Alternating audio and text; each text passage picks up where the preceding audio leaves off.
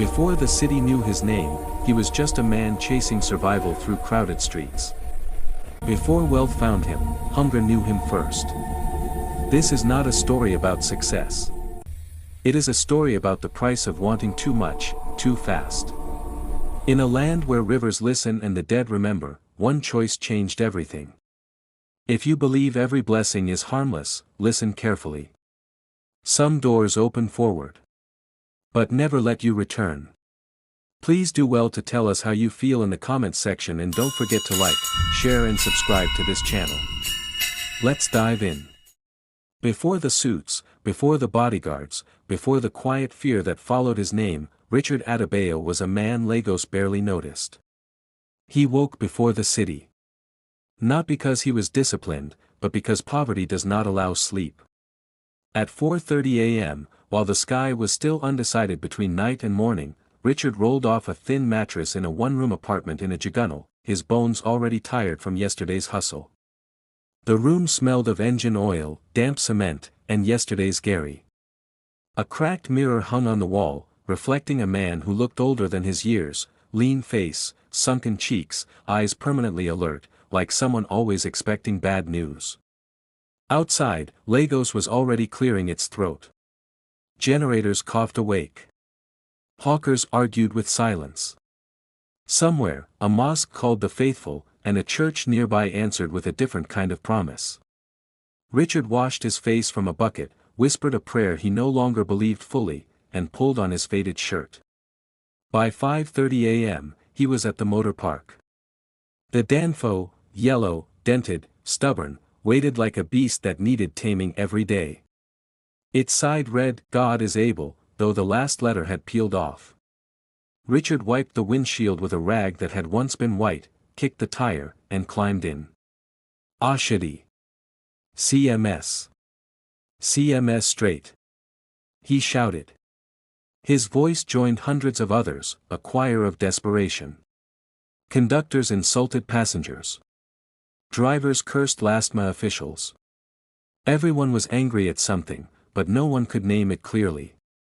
Richard drove. Traffic swallowed him whole. From mile 2 to Ashadi, horns screamed like wounded animals. Rich men passed him in black SUVs, windows tinted, faces hidden. Sometimes he caught his reflection in their doors, small, sweating, invisible. Each day followed the same rhythm. Police checkpoints demanding something for weekend. Passengers arguing over change. Conductors disappearing with money.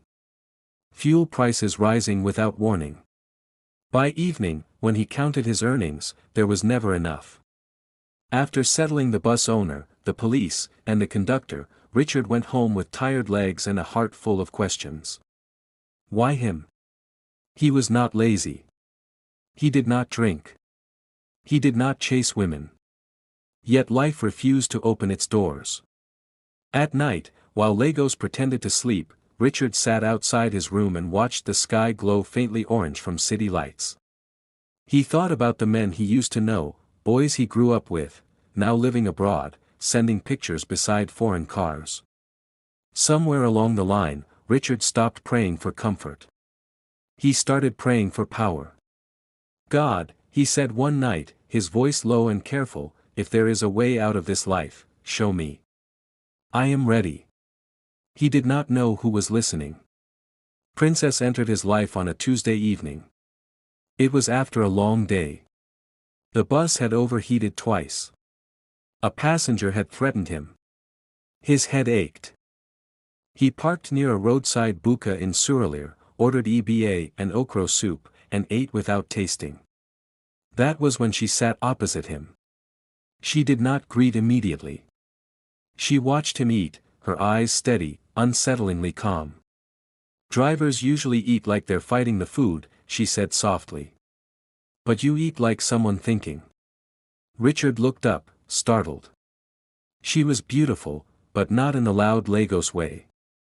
No heavy makeup. No flashy clothes. Her beauty was quiet, restrained, almost old.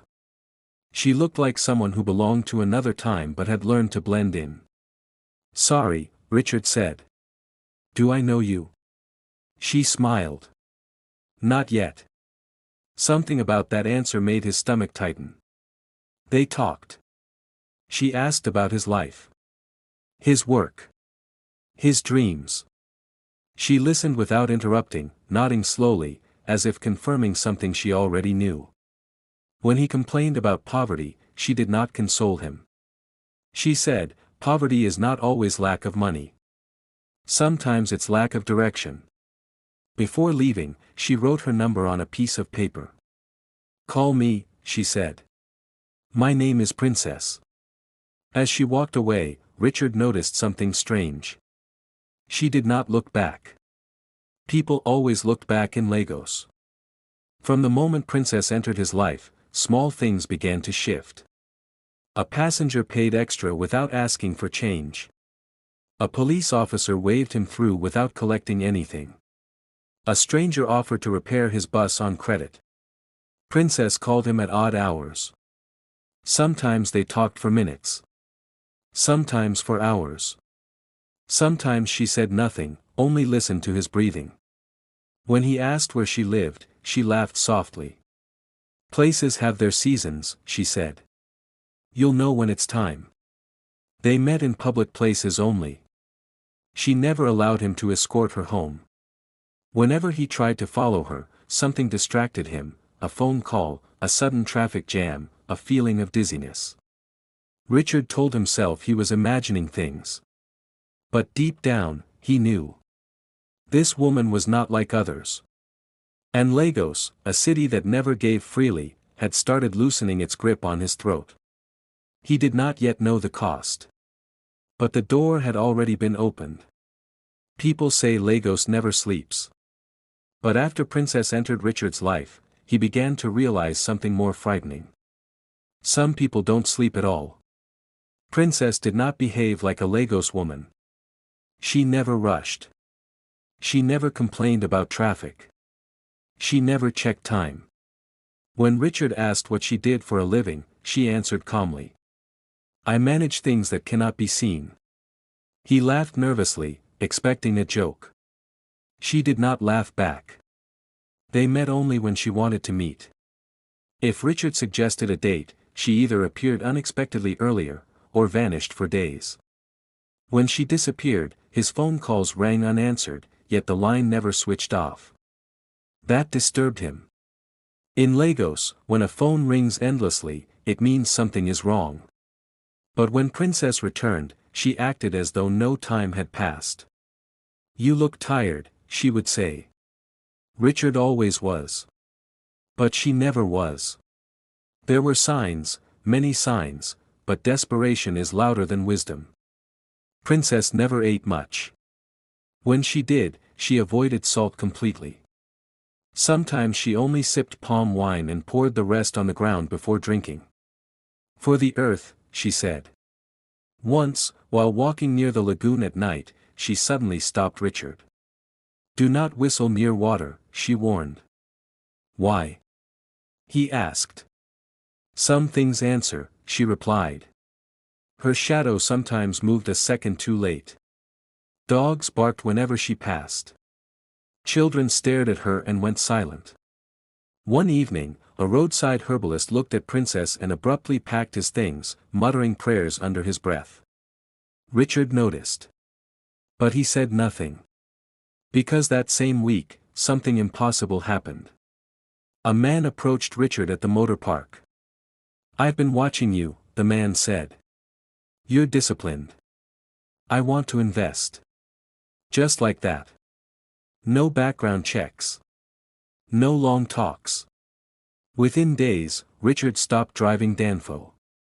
Within weeks, he owned 3 buses. Within months, his name was spoken differently. People who once ignored him now greeted him carefully. Princess only nodded. You see. She said. Alignment changes everything. Alignment with what? Richard asked. She touched his chest lightly. With what has always been waiting for you. That night, Richard dreamt of a river. A deep river. Dark, calm, endless. A woman stood in it, waist deep, watching him. When he woke up, his bedsheet was wet with sweat. As Richard's life rose, his fear grew quietly. He still did not know where Princess lived. Every time he asked, her mood shifted. Not yet, she would say. Once, irritated, Richard pressed harder. Are you hiding something from me? Princess stared at him for a long time. Then she said, would you still want me if you knew what I truly am? Richard laughed uneasily. Of course. She leaned closer. Men say that before knowledge. Not after. From that day, Richard noticed something else. Princess never crossed church gates. Never entered mosques. Never stepped into certain streets at night. She avoided crossroads after midnight. And every time the moon was full, she disappeared completely.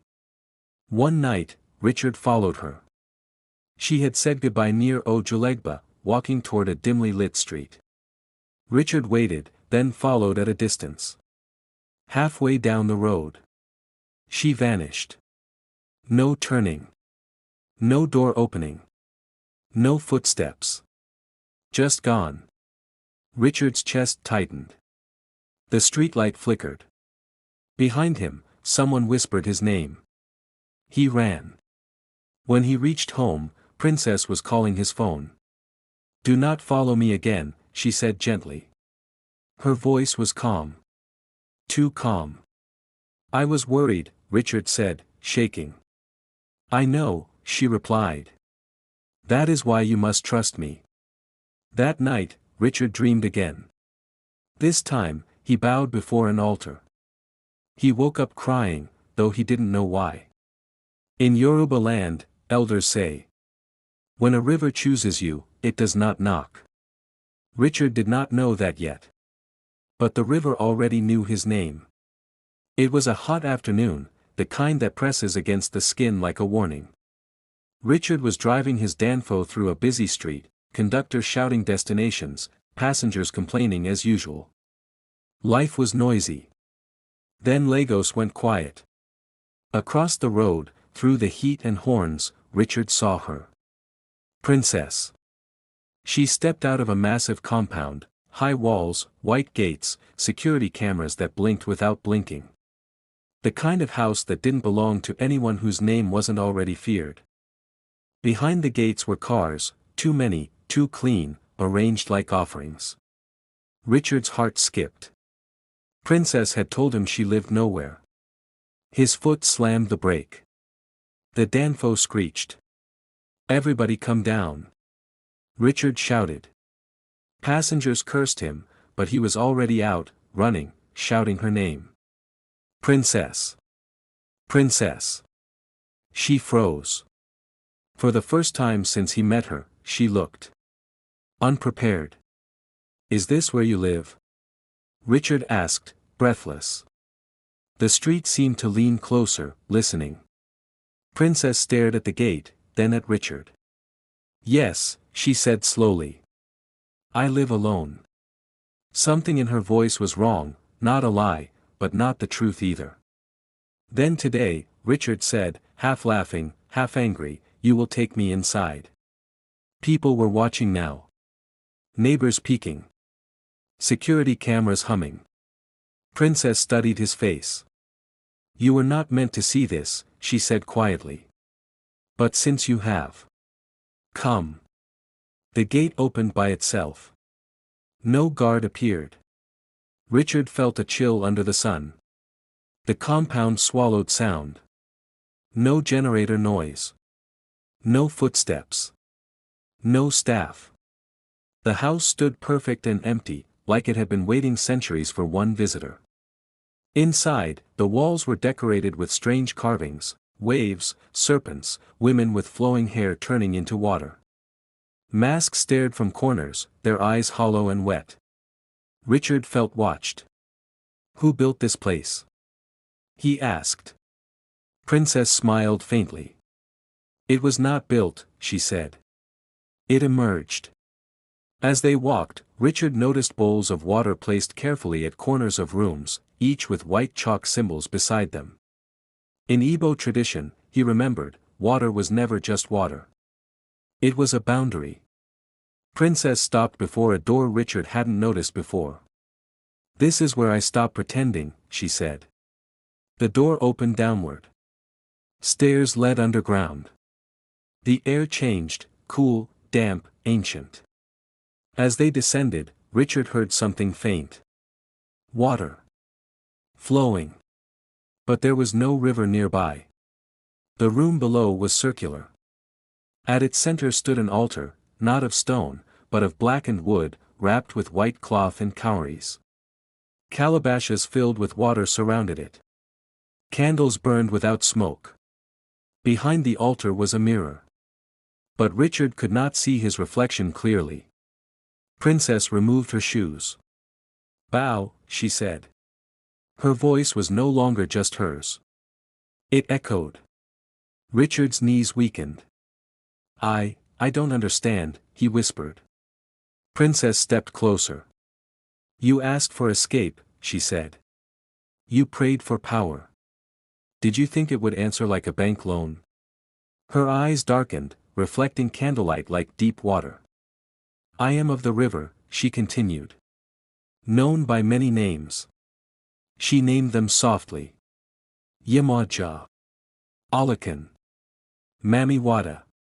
Nne Miri. Richard's ears rang. "These waters run under cities," she said. "Under graves. Under madness. Under wealth." The mirror shimmered.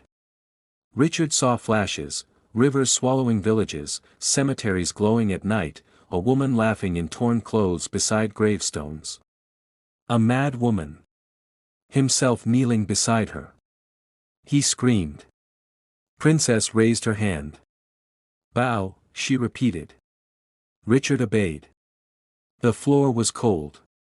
Water dripped somewhere unseen. "You will rise," she said, "higher than those who mocked you. You will eat where kings eat." His chest tightened. "But balance must be kept." She touched his forehead. "3 times every month," she said, her voice now layered with others, "you will return to me at the boundary between the living and the dead." She smiled. "There, I will wear rags. I will wear madness. Because humans respect madness more than truth." Richard shook. "Why a cemetery?" he whispered. Princess leaned close. "Because the dead do not interrupt," she replied. "And the earth remembers every vow." As they ascended back upstairs, Richard felt changed, lighter and heavier at once. At the gate, Princess paused. "Do not tell anyone what you saw," she said calmly. "Or what you will see." She smiled again, the smile that first drew him in. "Some men become rich," she added. "Others become warnings." She walked away. Richard stood alone. Behind him, the house closed its gate. Across the street, a mad woman laughed suddenly, loud, sharp, out of place. Richard turned. She was gone. In Lagos, wealth announces itself. But unnatural wealth whispers, and people lean closer to hear.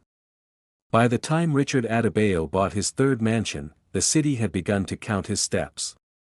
Richard's rise was no longer inspiring, it was unsettling. Banks approved loans without collateral. Foreign partners appeared without background. Government men smiled too easily around him. At first, journalists praised him. Then they noticed patterns. Every month, on the same 3 nights, Richard disappeared. No calls. No meetings. No assistants could reach him. Security cameras at his estates went offline exactly at midnight, only on those nights. His personal driver resigned without notice. "I saw something," the driver muttered to a colleague, shaking. "What?" "I won't say it twice." The first man who tried to speak was a night security guard at Atten Cemetery. He had followed rumors of a mad woman who sang near graves, never violent, never begging, always vanishing before dawn. One night, curiosity defeated fear. He followed her. He saw a man kneeling between tombstones. He saw the mad woman straighten, her back no longer bent, her voice no longer broken. "Richard," she called. The guard dropped his torch and ran. The next morning, he was found wandering, eyes blank, repeating one sentence. "She is not mad. She is not mad." He never spoke again. Richard's mother was the first to seek help. She visited a respected Yoruba Babalawo in Ibadan. The man cast his opal chain once, then refused to continue. "This is water that buries kings," he said. "Not water that cleans." She went east, to an Igbo dibia near the river. The dibia listened quietly, then asked only one question. "Does your son avoid salt on certain days?" She nodded. The dibia closed his shrine. "This is not a marriage," he said. "It is an alignment. And alignments demand renewal." None of them would confront Richard directly. Those who try to challenge river spirits, elders say, either go mad or go missing. A private investigator was hired quietly by a rival company. He tracked Richard's movements for weeks. Every trail ended at the same place. The cemetery. One night, the investigator hid among the graves. He filmed shadows. 2 figures. One standing like royalty. One kneeling like a debtor. His camera battery drained instantly. As he turned to leave, he heard laughter behind him, soft, female, amused. He ran. By morning, his footage was corrupted.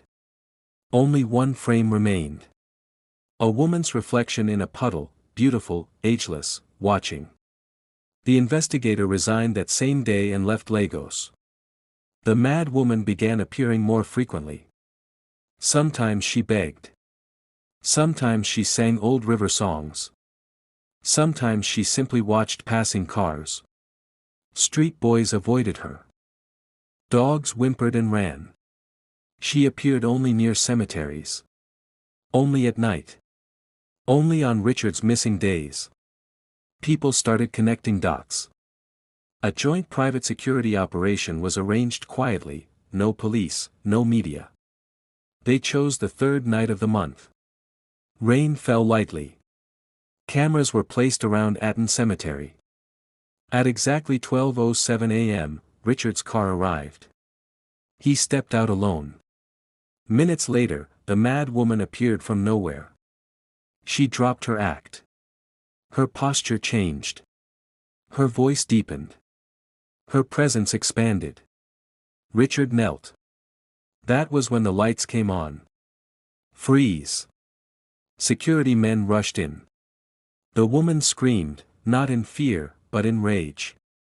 Wind tore through the cemetery. Graves shook. Lights flickered. Then, silence.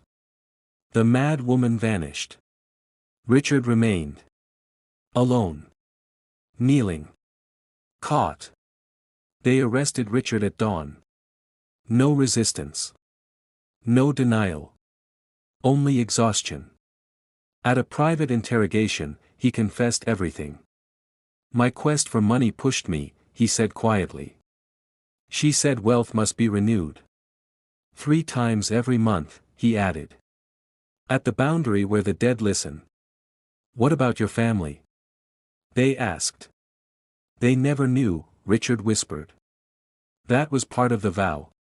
Outside, reporters gathered. Inside, something else gathered too. Water seeped slowly across the floor. Prison is loud during the day.